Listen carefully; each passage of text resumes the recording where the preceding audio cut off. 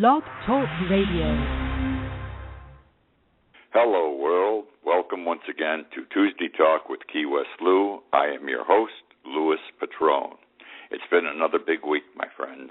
Things happening all over the world, so we're going to take a trip around the world tonight. We're going to stop in the United States, Europe, Asia, South America, and talk about things that have been happening there that affect each and every one of us. Things that we may not be aware of also, because our government and many other governments, no one tells us everything that is going on. We are kept in the dark about many things. But the first thing I want to talk about is something that impacted me just 2 hours ago when I was returning home from dinner. The cost of gasoline. It's going up again. It's going up radically. As you are aware, I live in Key West. 3 weeks ago, a gallon of regular was $3.70. Tonight, it is $4.07 a gallon, up 37 cents a gallon in 3 weeks. What's even worse, this morning, the price of gasoline, I'm talking about the same station I pass every day, the price of gasoline was $3.95 a gallon. Tonight, it's $4.07, an increase of 12 cents a gallon in only 12 hours. We are getting ripped off again. There is a problem with the gas supply, the oil supply. It's over in Europe. Russia screwed up. They can't get their gasoline through the Ukraine the way it's supposed to be. We've got sanctions now because of what they did in Crimea. Their oil companies in Russia cannot sell their gasoline because of these sanctions. They've got to find new markets. They're looking to Asia, but the gas isn't selling. It's not bothering us. We buy very little, if any, gasoline from Russia. We have reached the point in the United States where we are finally exporting more gasoline this year, and we did last year, than we ever did before. In fact, last year we shipped out of this country, we exported more gasoline than any other country in the world. By 2015, by the end of next year, the experts say we will be totally free of any dependence on anyone for gasoline. So what's going on here? It's the European problem, but the American oil companies are using it to screw you and me. They're saying, we got to raise the price. They haven't said it yet, but I'm saying what they're going to say tomorrow or the next day when the American public wakes up. Well, look what's happening. We've got to do this because there's not going to be enough gasoline worldwide. There isn't, but there's enough gasoline in the United States, and this should not happen. This is a perfect example of corporate greed. Okay, let's walk around the world here. We're going to start in the Ukraine. Everything's in the Ukraine right now, the big stuff that's happening. I just want to take you on a little trip through things that are occurring right now in the Ukraine. Russia took over Crimea. Fine. They weren't going to take over any other part of the Ukraine. But right now, there have been disturbances that Russian troops, pro-Russian troops, let me say it correctly, seized state buildings in the East Ukraine the last couple of days. These are people that don't want to go with Russia. They want to stay as Ukrainians. Moscow's on the move. They're not going to be happy till they have all of Ukraine. And I'm telling you this, if they get away with taking over the Ukraine, it's going to be a place like Albania next. They are not going to be happy until they have all of the Soviet Union back together as it was in 1991 when it disbanded. I feel bad for the people of Ukraine, and here's why. I've got to say it simply. They are getting screwed. In 1991, the Soviet Union broke up. Ukraine was one of the countries that was now independent. Most people are unaware today that in 1991, the Ukraine had the third largest nuclear weapons arsenal in the world. You heard me. They were number 3 in nuclear weapons. They had more nuclear weapons than Britain, France, and China combined. Well, in 1996, there was a move. let's get rid of nuclear weapons. And the Ukraine said, well, we'll become a nuclear-free nation. And they sent the last of its 1,900 nuclear warheads to Russia for dismantling.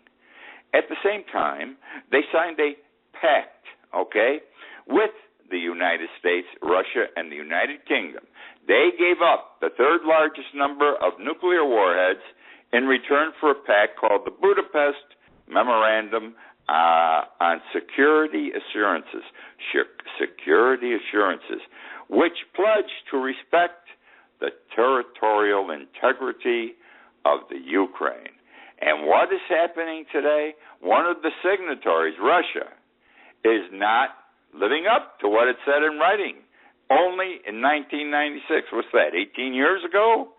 And here's the Ukraine, who gave up the most powerful thing they could have in the world's third largest supply of nuclear warheads, in return for a promise that no one would offend them. Now, what's the United States and the United Kingdom doing? What's Great Britain doing here? Well, they're saying now, well, that doesn't mean we have to go in and fight. It just said we would respect it. If somebody doesn't respect it, it didn't say we had to do anything. One of our problems in this world, and one of the things that I believe has motivated Putin to walk into Crimea and take it over, is that we failed to do something in Syria. Obama said he was going to do something, and then he didn't. You got to make your moves. If you don't and you back off in this international ball game, you are in trouble. It is a sign of weakness, and Putin's walking all over us and the rest of the world now, because who is going to stand up to him? I'm not saying go to war, but we should have done something. Bomb some airfields in Syria. Because the Putin of today and the Russia of today are the Hitler and Germany of the 1930s. This is Austria and Czechoslovakia all over again. And look what happened there, because we didn't stop them. The rest of the world didn't stop Hitler when he took over Austria and Czechoslovakia. Remember Munich? Peace in our lifetime. What a crock. Continuing in the Ukraine right now, let's go to Kyiv, big city, Kyiv, They announced this past week that they were going to hire mercenaries to protect the eastern Ukraine. That's where the battles are going on today. Today, they were going to hire mercenaries because they don't have enough of an army or an experienced army. And they were fearful that there might be a pro-Russian movement on the East Ukraine, which has happened in a matter of days since they made this announcement. They have not had time to get mercenaries and bring them in. Who they were going to hire, and they may be on their way, I don't know, is a private military company. It's called Greystone Limited, an American company, my friends, by the way. They know how to handle such situations. They know how to fight these people. Greystone is made up of retired former military people from all over the world. The company is 47 years old. It is part of Blackwater. Remember Blackwater, all these terrible things that are the mercenaries we brought into Afghanistan and Iraq did? Well, this is part of Blackwater. They're also called Lay Services and Academy, and now they're called the U.S. Training Center. They didn't get there yet, but the Russians got there ahead of everybody. The Ukrainians knew they needed them, but they didn't move in time or could not. As a side note, be aware that these private military forces, these mercenaries, that have been making a ton of money ever since Iraq, and you can blame Cheney for this too, because his former company was involved in all this stuff. Halliburton, in forming these mercenaries and having a piece of the action, is a $200 billion a year business today. Wow. Let's stay with the Ukraine again. Russia, 75% of its business, 75% of its income comes from the exporting of gas from Russia to other countries in Europe, and primarily in Europe. And this gas goes through pipes that run across the Ukraine. Russia can't not get most of its gas out of Russia without using the Ukrainian pipelines. Now there is a company. It's called Gazprom, G-A-Z, not G-A-S, Gazprom. It's a Russian oil company. It's the fourth largest oil company in Russia. Natural gas is their biggest commodity. And they happen to do business with the Ukraine. The Ukraine doesn't have its own gas and oil. It has to buy from Russia, too. Well, as it turns out, the Ukraine can't pay their bill. They've had financial problems.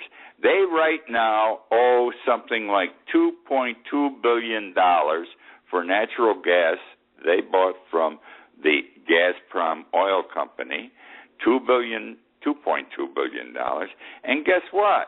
And this is Putin behind Gazprom, but Gazprom said a couple of days ago, you either pay, and you pay by midnight Monday, that was last night, or we're going to stop shipping you natural gas. Now, this is not the first time this has happened. Russia did this, or Gazprom, in 2005 and 2008. In 2005, 2008, the Ukraine suffered its coldest winters. The use of gas went up. Ukraine could not meet its obligation financially, and you know what their neighbors did next door? The Russian company, Gazprom, in the middle of the two severest winters going, 2005 and 2008, turned off the gas supply to the Ukraine. Well, nothing happened last night. We're still waiting to see what's going to happen. The alternative, Gazprom has said, you're either going to start paying us or do something, or we're going to raise the price of gas to the Ukraine by 44%. Can you imagine? Almost a 50% increase for the cost of gas. Now, that's what's happening. I don't know if you know about all these things. The other thing is this. In the Ukraine, the biggest group, this new political faction that wants to take over the government, this new political faction, it's really an old political faction, they're just coming to the forefront, they got rid of the president because he wanted to do business with Russia. They want to do business with the Euro Union, with the European countries. There's going to be a new election for president on May 25th, by the way. This new group, the strongest part of this group, and this is what nobody tells us, are neo-Nazis. Yes, just as in Italy, just as in Greece, big time in Greece. I've written about this many times. I've been to Greece many times. I know. I have seen it firsthand. There are huge, strong, organized, paramilitary Nazi parties. The flag, the armbands, the brown shirts, the Heil Hitlers with the handout, the flags with the swastika on it, okay? Well, I just want you to know this is the group that's going to control the Ukraine. Now, whether it's right, it's wrong, or they're needed, I'm not saying. What I'm saying, and here's the problem, and I talked about this last week and the week before, is our government and our media in the United States have not told us about this, really, that the new group is a neo-Nazi party group. In fact, it's been suggested that our government has said to the neo-Nazi party, when you're out there protesting, don't use your flags, all right? And there's an agreement, it's been said, that between the American media and our government to keep this neo-Nazi party thing in the Ukraine quiet because it might upset some people. I'll tell you what's happened, too, here.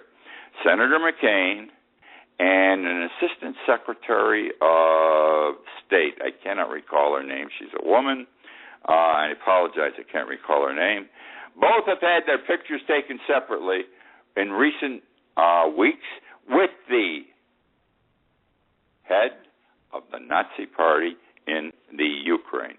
This is the group that's getting money from us already. It's going to get more money from everybody to stand up to Russia. But they're neo-Nazis. Nothing wrong with it, but we should know. It should be transparent for us, to us. Okay, now let's stay with the Ukraine a little bit more here. The Ukraine needs money. We know this. They need somewhere between $26-27 billion. Russia was willing to give them $15 billion, then 27, 28 if they went with Russia, whatever Russia wanted. This group that deposed the president, who had to escape to Moscow, they'd rather go with the Euro Union. They think their country is better off there. Well, the problem is, and I've said this before, and I'm going to say it again, and I mean it very, very much, the greatest danger to the Ukraine is not Russia. It's the international banking system. And I'm speaking of the Euro Union. We know what wonderful people their bankers are, especially the Germans. The United States bankers, and we know how sensitive they are to the problems of people. And the International Monetary Fund, of which 67%, I think, is made up of American banks, are willing to give this $27-28 billion to this government that's trying to survive in the Ukraine, okay? But they require in return the same thing that's being done in Greece, Italy, Spain. They've got to tighten. They've got to tighten the reins. They've got to watch how they are spending their money and some of the things they're going to require. Gas subsidies, because the gasoline in the Ukraine is subsidized by the government to the tune of 50%, more than 50%. The gas subsidies will have to be cut 50%, which will mean an automatic increase in the cost of gasoline of 50%. Also, there are many people on government pensions in Ukraine. The government pension is nominal. It's $160 a month. They must be cut, each pension, by 50% automatically and immediately, from $160 to $80 per month. At the same time, they're going to impose a new excise tax of 39%. They're going to push inflation up by 14%. The banks know how to do it without any increase in people's wages. It's going to cost of goods is going to be up 14%, but they're not going to earn anything more. They're going to impose a tax on alcohol and booze of an additional 31%, on beer 42%, and even worse, there are 80,000 people more than 80,000 people working in police, security, the court system, etc. They require that in the first year, this is the United States of America, the Euro Union, they require the international banking system, they require that 80,000 people be laid off from the police enforcement agencies within 1 year. 80,000 people out of jobs, all for the $27 or $28 billion. They're going to squeeze the hell out of Ukraine to get paid back, just the way they squeezed the hell out of Greece and Italy, where things are terrible, bad shape. Now we're going to leave the Ukraine. I want to speak very briefly about unemployment in Europe in general, and only as to how it applies to the youth of Europe. 1/4, 25% of European youth today are unemployed. Young people, 18 to 30, 25% unemployed. Many college graduates cannot get jobs. This, my friends, is just like Egypt. And look what happened in Egypt 2 years ago. It was the young people who went to the streets. They got their college degrees. They couldn't get jobs. Things are not healthy. Now we're going to go to Afghanistan. I love the story I'm going to tell you because only our country, and I love and respect my country, as we all do, and this is the best place in the world to live. But we've got faults, and we've got to recognize them so we can take care of them. I'm going to tell you something that I found shocking. We have been in Afghanistan for 13 years, the longest war the United States has ever participated in. We're going to be out of there completely, except perhaps for 10,000 soldiers for training purposes, they say, by the end of this year, okay? this was a useless war. No one will argue the point, just as Iraq was a useless war. Well, guess what the big business has become in the 13 years the United States has been in Afghanistan? Opium. Opium, opium, the growing of opium. The farmers in opium are the wealth of Afghanistan. The farmers, in Afghanistan are the wealth of that nation. Just last year alone, production was up 50%. Can you imagine? A United Nations report said that last year, Afghanistan sold opium to the tune of $68 billion globally. $68 billion globally. And this UN report further claims that after the United States leave Afghanistan, it isn't. We just had an election there, and everybody said, "Look, we made a democracy out of it." It's going to fall apart, and you're going to have warlords, and you're going to have little sections fighting each other, and everybody's going to be worrying about the opium, screw everything else, and they're going to be ruled by their illicit economy. This is heroin, my friends, and I'll tell you what else is interesting. This is big business. These are the people who are raising the opium, the farmers who are making a ton of money. Thank God for the Americans, because they weren't making this kind of money 13 years ago.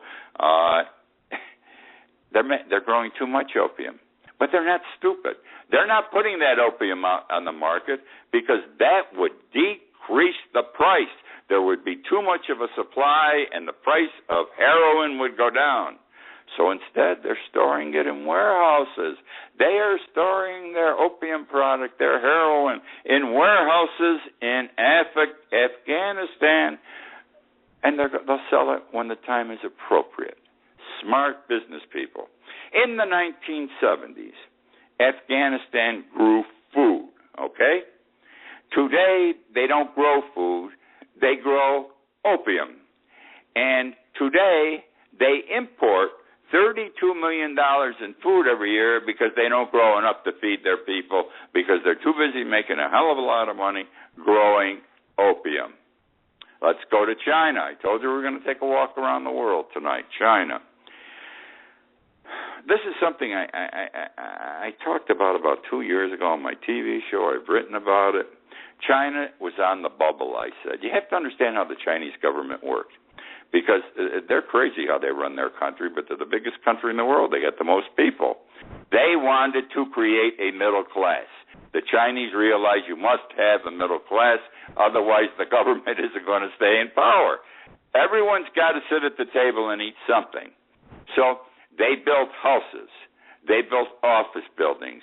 The government arranged for money, mortgages to be loaned out to build all these houses and office buildings, and the construction alone creates an economy, and they just kept building, but they ran out of people that could afford to buy them. The people are in the cities who are buying these things, not out in the rural areas.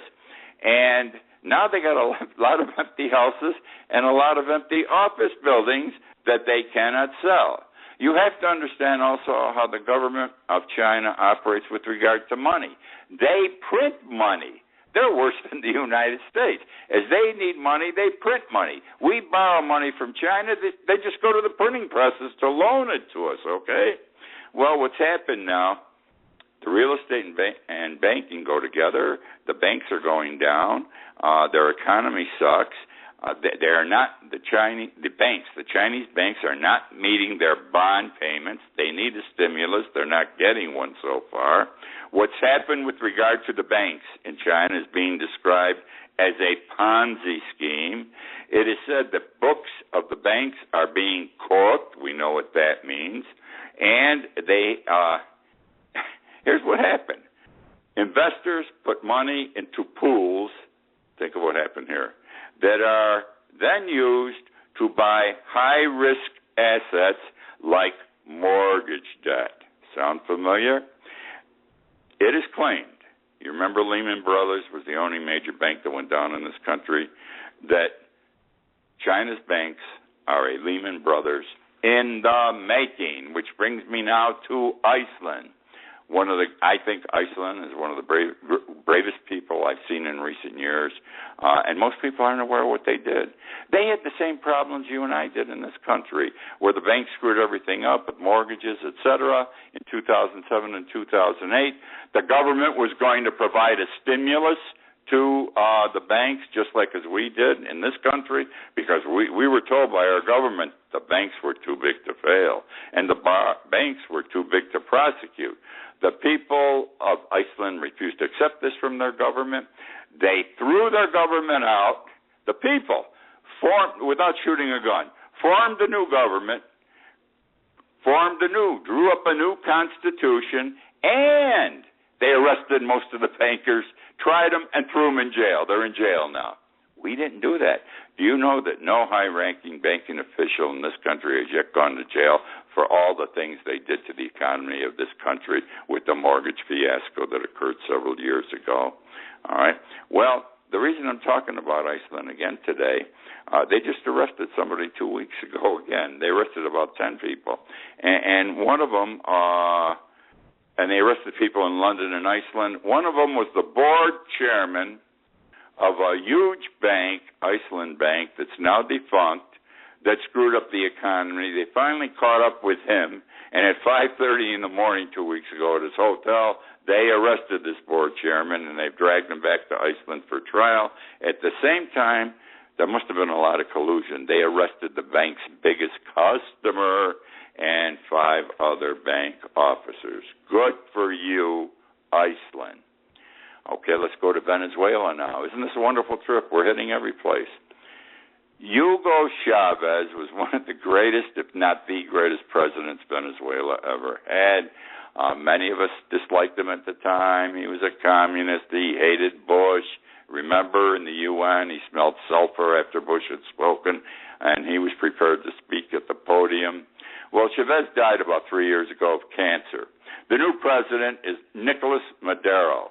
This guy is inept, incompetent. I can't believe the people have not overthrown him yet with an actual rebellion. They don't have enough of everything that's required. They don't have enough necessities, like toilet paper. People wait 2 or 3 weeks and then stand in line for 12 hours to buy one roll of toilet paper. The economy sucks. They've got 56% inflation under Maduro. Chavez used to give a check to everybody from the sale of the gas because the oil. He nationalized. He took all the companies when he became president away from corporations and said they now belong to Venezuela and gave the people a piece of the action. Now they got 56% inflation, and this week they announced they were now going to have identification cards because they are having food rationing, okay? Food rationing. You can only buy so much food a week, and if you screw around and try to get more, you're going to lose your card, and you won't be able to eat at all. How did this ever happen? I don't know, but I'm wondering why they don't get rid of Darrow. That's about the show for this week. It's been an interesting week. I think this was an interesting show. I hope you'll be back next week to join me again. I'm sure most of you will. In the meantime, you can watch the show. I know many of you, about 2,000 of you, listen to the show archived every week because you can't listen at 9 o'clock Tuesday night. I also want to bring to your attention once again that I have written a book, The World Upside Down. The World Upside Down by Louis Patrone. It's available on Amazon.com and BarnesandNoble.com. If you like this show, you will love the book. I recommend you buy it. It only costs around $15. That's it this week. Thank you for joining me again. I will be talking with you next week.